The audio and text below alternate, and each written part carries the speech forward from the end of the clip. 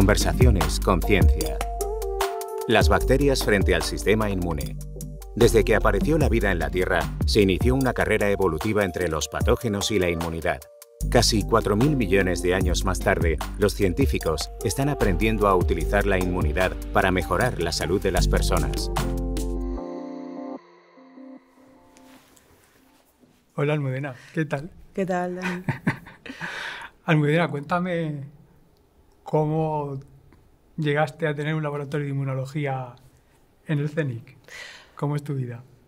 Bueno, pues empecé como todo el mundo haciendo la tesis en un laboratorio que tuve la suerte de que fuera un laboratorio estupendo y era un laboratorio de inmunología. Y eso me abocó a seguir estudiando inmunología hasta ahora. Primero linfocitos T y desde hace 20 años linfocitos B. Entonces, finalmente, después de hacer un postdoctoral en Estados Unidos y de hacer otros 6 años en otro centro de investigación, en el CENIO, pues terminé en el CENIC y, de hecho, estudiando la inmunología de la enfermedad cardiovascular, que es un poco exótico desde el punto de vista de la inmunología, pero muy, muy interesante. ¿Y cuánto tiempo estuviste fuera? Estuve 4 años en Nueva York, en la Universidad de Rockefeller. En Nueva York. Uh-huh. Yo estuve en Boston. Estuve 5 allí haciendo mi postdoctoral. Yo soy de un pueblo de Murcia que se llama Lama, hice la tesis ahí en Murcia y me fui a Harvard. Y de allí, cuando terminé el postdoctoral, me monté el laboratorio en Alemania. Ah, primero estuviste en Alemania. Sí, estuve ahí 5 años. Vale, Y empecé a trabajar en infecciones. De hecho, empecé a trabajar en bacterias infecciosas resistentes a los antibióticos allí en Alemania. Uh-huh. Y bueno, pues cuando ya tenía el laboratorio establecido y tal, pues me vine al CNV. ¿Cuántos años hace que estás en el CNV? Pues va a hacer 10 años ya, que se dice pronto. 10 años ya, sí. Saqué la plaza en el 2014 y en abril del 2015 me vine. Sí. Yo tenía muchas ganas de hablar contigo porque me parece que el tema de la resistencia a los antibióticos de las bacterias es uno de los problemas de primer orden en la biomedicina. Y la verdad es que me apetecía que me contaras un poco de primera mano qué perspectivas ves para... Pues sí, de hecho a mí también me gusta hablar contigo porque yo imagino que como la inmunología está en su momento, digamos que estás en un momento brillante con todas las inmunoterapias y tal, imagino que tú serás optimista para el futuro. Yo no tanto. Y por eso yo creo que va a ser interesante, no tanto. ¿Tú no tanto por qué? Porque creo que las infecciones resistentes a los antibióticos son cada vez un problema más grave. Cada vez tenemos menos herramientas para combatirlas y las perspectivas de futuro son cada vez peores. Hace falta entender mucho mejor cómo las bacterias generan esta resistencia y desarrollar nuevas estrategias. Porque los tratamientos convencionales, aparte los antibióticos, aparte que hay ya muchas bacterias que son resistentes a todos ellos, hay un problema económico en el mercado y es que a las industrias farmacéuticas no le interesa producir antibióticos porque es una molécula que cuesta muchos miles de millones de euros investigarla y luego, pues como las bacterias evolucionan tan rápido, el tiempo de vida de la molécula es de 2 años y cuando hacen las cuentas no sale rentable y la mayoría de las empresas abandonan la investigación en antibióticos y no, aunque los científicos investiguemos y encontremos antibióticos nuevos, hay una limitación de mercado, hay una limitación económica que va a prevenir esos antibióticos llegar a los ciudadanos. Y tiene difícil solución, porque a una empresa no le puedes obligar a que invierta en algo que no es rentable. Sí, esa problemática de trasladar la investigación a algo que realmente revierta en la sociedad tiene esa limitación, pero como comentas en el caso de los antibióticos, por la capacidad que tienen las bacterias tan rápida para adaptarse a ellos, es un problema muy grave. Es que encima los ambientes hospitalarios, todos los ambientes, en ganadería también, en el medio ambiente, pero sobre todo los más preocupantes son los ambientes hospitalarios en los que hay bacterias resistentes a muchos antibióticos y generan infecciones complicadas en las que hay que tomar decisiones muy rápido y no puedes estar haciendo pruebas a ver a qué antibiótico y muchas veces estás en una situación muy comprometida y genera un problema y es que los avances de la medicina moderna, los trasplantes, todos los avances que hemos hecho, pues curando la diabetes, hasta un simple catete, una operación de apendicitis, desde aquí hasta una quimioterapia, todo es una operación de riesgo, pero no por la operación, sino por la posibilidad de contraer una infección resistente que no se pueda curar con los antibióticos que disponemos y que no hay una perspectiva a medio plazo de generar nada que pueda combatirlas. Y nosotros pues trabajamos en el laboratorio intentando entender la fisiología bacteriana, la fisiología de la célula bacteriana, para poder entender cómo es esa célula y para poder identificar nuevas estrategias para matar estas bacterias resistentes que no impliquen nuevos antibióticos. Yeah. Que impliquen pues, desarrollar o reutilizar los viejos o reutilizar otras dianas alternativas, pero que no sean nuevos antibióticos. Claro, este es mi mundo pesimista y cuando veo todo lo que está haciendo la inmunología ahora, las inmunoterapias, las posibilidades que desarrolla todo el CAR-T, para combatir el cáncer, es que es impresionante. Yo imagino que tú seas muy optimista. Bueno, en nuestro caso, sí, soy optimista, pero sobre todo me parece que es una época muy emocionante porque hay muchas cosas nuevas por descubrir. Yo llevo muchos años trabajando en linfocitos B y en los anticuerpos que producen. Ahora, desde el COVID, casi todo el mundo sabe lo que son los anticuerpos y que son es una parte de la respuesta inmune que nos protege y lo tenemos asociado pues a las infecciones y a la protección contra patógenos, contra virus, contra bacterias. Nosotros lo que hacemos es una cosa quizá que se sale un poco de esa perspectiva general, porque nos hemos interesado en estudiar esa respuesta de anticuerpos, pero no en un contexto infeccioso, sino durante la aterosclerosis. La aterosclerosis es el origen de la inmensa mayoría de los eventos cardiovasculares, o sea, del infarto de miocardio, del infarto cerebrovascular. Es una oclusión de las arterias o bien el desarrollo de un trombo que produce una oclusión distal. Y hemos encontrado que hay una respuesta inmune, que los linfocitos B se activan en ese contexto y de hecho encontramos un anticuerpo que es capaz de proteger contra la aterosclerosis. Entonces, como tú comentabas en el caso del cáncer, que hace ya 20 años nos dimos cuenta de que una enfermedad no infecciosa podía ser controlada gracias a la respuesta inmune, esto que yo te comento pues también podría quizá implicar que eso se pueda trasladar a las enfermedades cardiovasculares. O sea, que otra enfermedad no infecciosa también tenga el potencial de tratarse o de aliviarse con estrategias inmunoterapéuticas. Entonces, aunque estamos muy, muy lejos de llegar a eso, me parece un momento muy, muy interesante, muy emocionante. Y entonces todas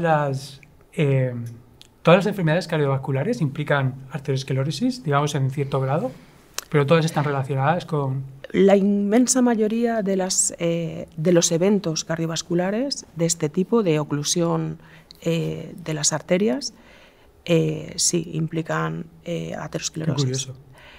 Sin embargo, todos tenemos aterosclerosis, que va aumentando con la edad y con ciertos factores de riesgo.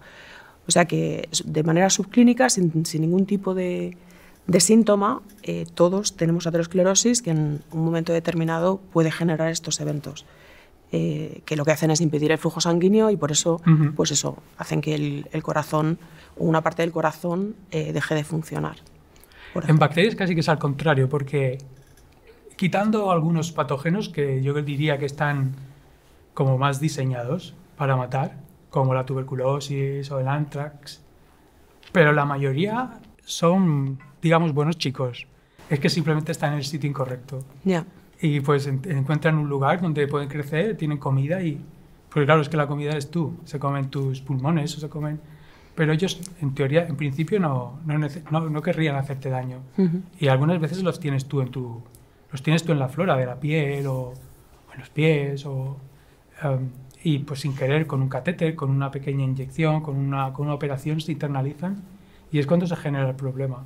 Es un problema, sí, es un problema como muy claro, muy definido, ¿no? En tu caso el problema casi que viene de ti, ¿no? Sí, efectivamente. Y de hecho hay un montón de comportamientos, o sea, de costumbres que te pueden ayudar a protegerte contra el desarrollo de esta enfermedad. Todos los conocemos, pues por supuesto, evitar el tabaco, hacer ejercicio, ese tipo de cosas son decisiones que afectan a este tipo de enfermedades, mientras que efectivamente el tema bacteriano, pues en cierto modo es muy ajeno a ti mismo, ¿no?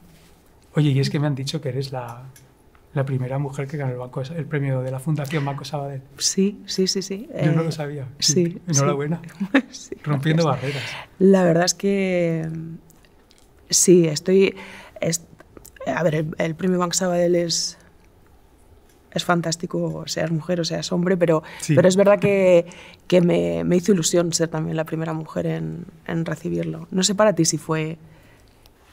¿Qué impacto tuvo, qué consecuencias tuvo tener este premio? Sí, claro. Yo creo que para todo el mundo tiene mucho impacto, ¿no? Pero es básicamente... Bueno, yo imagino que tú sentirás lo mismo. Cuando estás investigando es todo oscuridad. Todo lo que te rodea es oscuridad, es que no sabes nada, no ves nada al 360. Es todo desconocido. Entonces tú vas avanzando con tu pequeña linternita, que es tu laboratorio, intentando definir un pequeño campo, pero tampoco sabes si lo estás haciendo bien, sobre todo cuando eres joven, ¿no? Y no te han salido los papers que querías, y estás ahí con tu linternita y digo, yo creo que lo estoy haciendo bien, pero es que está todo tan oscuro que no lo veo, y de pronto, si dan el premio, dices, bueno, pues igual mal del todo no lo estoy haciendo, ¿no? Sí, y es como verdad. un acicate, ¿no? Para seguir con tu linternita. Sí, en cierto modo es una validación, pero también lo que me parece es que al ser un premio que se da en una etapa relativamente temprana de la carrera, también te proyecta una visibilidad que a lo mejor más adelante no tiene tanta importancia. Indudablemente. Pero cuando estás en ese momento es como que te hace distinguirte un poco de otras personas de tu generación y darte más visibilidad. Todo lo que sea, puedes definirte un poco más, puede hacer que resaltas como joven investigador, hacer que resaltas un poco más y decir, bueno, pues este chico lo han evaluado y parece que lo está haciendo bien, le han dado este premio tan prestigioso que se lo dan a tan pocos, pues te hace mucho más atractivo. Es verdad que luego al final, quizá cuando eres más mayor, aunque también es interesante que te den premios, pero no tienen tanto impacto en tu carrera como cuando eres un joven investigador. Sí. A mí en concreto me impactó mucho la repercusión mediática que tenía y que sigue teniendo cada vez más este premio. Sí. Y ya entonces tuve la sensación de que, aparte del privilegio de que te den el premio, es el privilegio de proyectar lo que es la ciencia. Sí, de que la gente sepa lo que haces, de que la gente sepa... Pero no solamente tú como investigador individual, sino poner en valor la carrera de la investigación y de los científicos en su conjunto. Y de la ciencia básica, Exacto. Que también es muy importante, porque yo entiendo que la mayoría de la gente está muy interesada en que solucionen este problema médico o este otro problema médico, pero generalmente no son problemas en los que uno tenga la solución aquí y ahora, y es que no se pone a punto la solución pues porque no tenemos esta máquina o esta otra. La mayoría de las veces los problemas en biomedicina existen porque no existe el conocimiento para solucionarlos. Vamos, la gran mayoría de las veces. Exacto. Y invertir y apoyar a la ciencia básica, que aunque no tenga un impacto en el desarrollo de terapias a corto plazo, sin duda alguna contribuye muchísimo, es fundamental para desarrollar las terapias del futuro, que a lo mejor nosotros podremos ver o las verán nuestros hijos, pero es el fundamento, es la base de la biomedicina de los próximos 50 años. Y yo sí que creo que el mundo de la ciencia básica, el mundo de la investigación, no está muy reconocido, no está muy conocido, digamos. Más que reconocido, conocido. Yo también lo entiendo, ¿no? La gente es mucho más pragmática y lo que quiere es la solución a este problema que tengo yo o que tiene un familiar mío y quiero que alguien encuentre una solución ahora, que es cuando lo necesito. Sí, sí. ¿Tú has notado diferencia en los últimos años, en los últimos 20 años, por ejemplo, de cómo se hace investigación biomédica en España o de la calidad de la investigación biomédica? Bueno, yo es que yo vine en el 2015, entonces solo tengo la perspectiva de los últimos 10 años. Sí, pero desde que hiciste la tesis, por ejemplo. Sí que creo que era como más, en mi campo, en la microbiología, era como más razonada. Era una ciencia más de pensar, tener una hipótesis, probarla. Es verdad que se fallaba mucho porque tenías la hipótesis y podía ser cierta o no, y si estabas equivocado volvías otra vez a cero. Yo creo que ahora está mucho más dirigida por todas estas técnicas que tenemos de análisis masivo y todas estas herramientas de inteligencia artificial del análisis de datos te dan como una pequeña pista hacia qué puede ser interesante y cómo puedes formular tu hipótesis. Y tiene una cosa buena, y es que creo que la ciencia avanza más rápido que antes, pero creo que estamos un poco abandonando el razonamiento, el pensamiento profundo de la ciencia, la discusión con los colegas, el encontrarte un problema científico y darle una vuelta por la noche y otra y otra. Todo esto se está supliendo sí, eso es cierto, por patrones de datos masivos que no digo que no sean válidos, pero es otra manera de enfocar la ciencia actualmente. Para mí, en mi campo, claro, es que es tan fácil secuenciar una bacteria. Claro. Es que tiene un genoma tan pequeñito que secuencias rápidamente y tienes millones y millones de bits de datos para poder, por lo menos, si no confirmar tu hipótesis, por lo menos ver si existe algún patrón que te haga ver que vas por ahí bien. Sí, yo también tengo la sensación de que ha crecido muchísimo el sistema científico y la ciencia. En España se nota muchísimo en cuanto a un número de investigadores o de centros de investigación, y eso, por una parte, creo que ha tenido una repercusión muy positiva en que la ciencia que se hace en España cada vez tiene más visibilidad internacional, aunque es cierto que mucha de la ciencia que se hace también está dirigida por los programas de financiación que hay ahora, que lo que fomentan es, sobre todo, pues eso, hacer ciencia aplicada a un problema concreto, y que fomentan también el uso de tecnologías pues de acumulación de datos masivos para sacar datos estadísticos, etcétera, más que formular hipótesis conceptuales. Sí, pero no hay ningún problema con buscar patrones a partir de los datos masivos, porque la ventaja es que los tienes ahí. Antes no los tenías. Claro. Es simplemente distinto. Y sí que es verdad que la ciencia española es como, yo creo que ahora es de mejor calidad. Se publican en revistas de más impacto, se hacen trabajos mucho más rigurosos, en revistas muy buenas. Los institutos de investigación, muchos ya, españoles, muchos son punteros, son referentes a nivel internacional.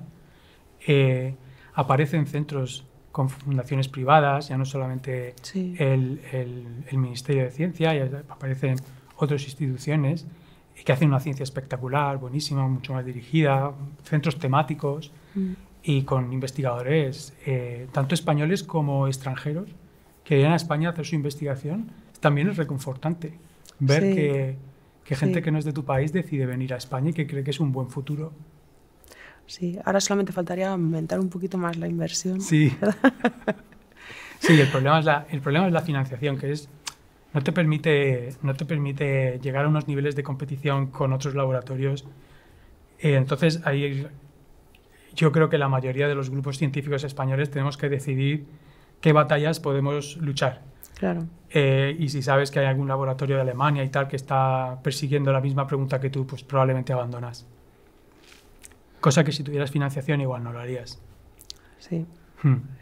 Pero bueno, en general bien. En general también tiene otras cosas buenas. Todas las redes que hay, todos los networks, todas las posibilidades que hay de estabilización de personal que no es IP, me parecen muy interesantes para personas que no tengan la vocación de ser investigadores principales.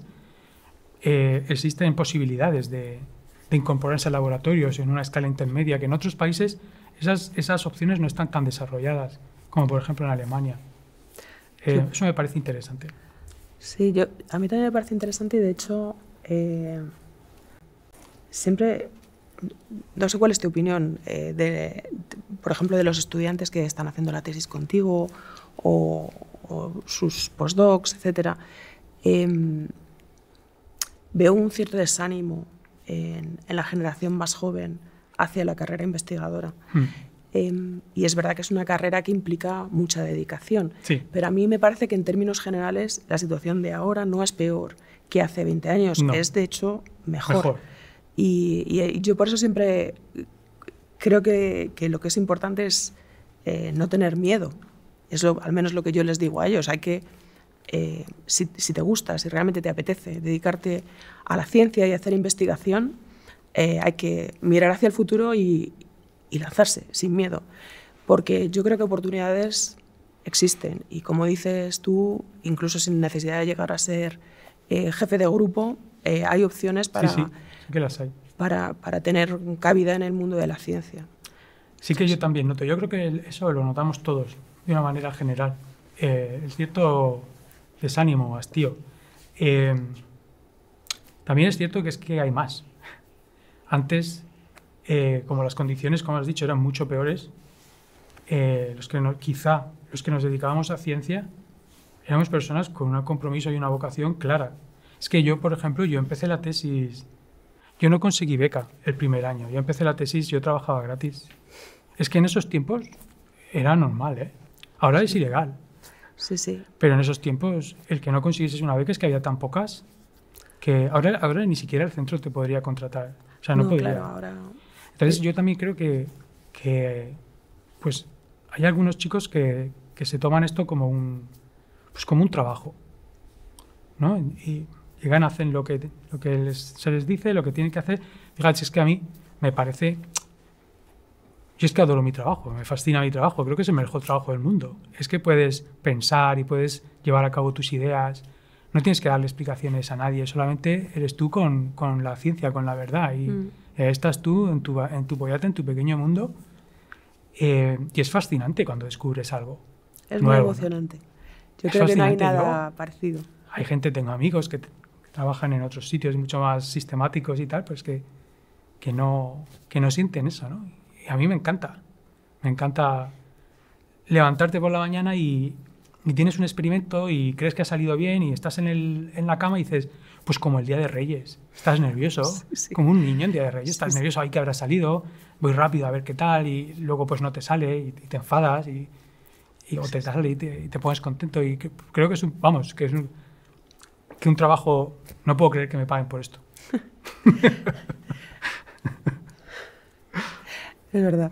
A mí me pasa lo mismo. Yo cuando veo, cuando estoy con los chicos del laboratorio que me están enseñando los resultados de sus experimentos y cada vez que hay pues ese descubrimiento, esa novedad, es una sensación de emoción, ¿no? Sí, es emocionante. Sí, que realmente no se parece a otras cosas. Está muy bien. Sí, yo no sé, claro, es que yo me he dedicado a la ciencia toda la vida. Me imagino que habrá otras profesiones que tienen estas mismas sensaciones. Pero me parece que cada día sea diferente y que cada día tenga su componente emocionante y su componente frustrante, que también lo tiene. Me parece muy enriquecedor que sea ese tu día a día y que sea tan variada tu vida, que mañana es otra cosa. Me parece el mejor trabajo del mundo. Así que yo... Tenemos suerte. Sí. Yo, pues eso, la gente que está en el laboratorio y se le nota claramente que no es su vocación, es que pues lo mejor es que pues terminen con esto y se pongan a buscar otra cosa. Pero bueno, también hay muchísimas posibilidades ahora en ciencia en España. Antes quizá estaba más acotadito a la investigación, a montar tu laboratorio, y eso también ha cambiado mucho en España. Hay un montón de pequeñas startups que se quedan que reclutan a los investigadores, incluso grandes empresas que necesitan muchos investigadores de plantilla, y hay muchísimos chicos jóvenes que vocacionalmente quieren irse a una empresa privada. Sí. Y es ideal, o sea, es fantástico, porque es ciencia al fin y al cabo. al final yo creo que ahí tú también tienes tus momentos de emoción y tus momentos de frustración y el día a día imagino que tiene que ser parecido. Y eso yo creo que antes, o por lo menos yo antes no lo veía. Ese tejido de startups cada vez más abundante, que son 5 o 6 personas intentando con una pequeña inversión desarrollar este prototipo, esta cosita. Es muy interesante. Muy bien, Dani. Pues me ha encantado hablar contigo. Igualmente.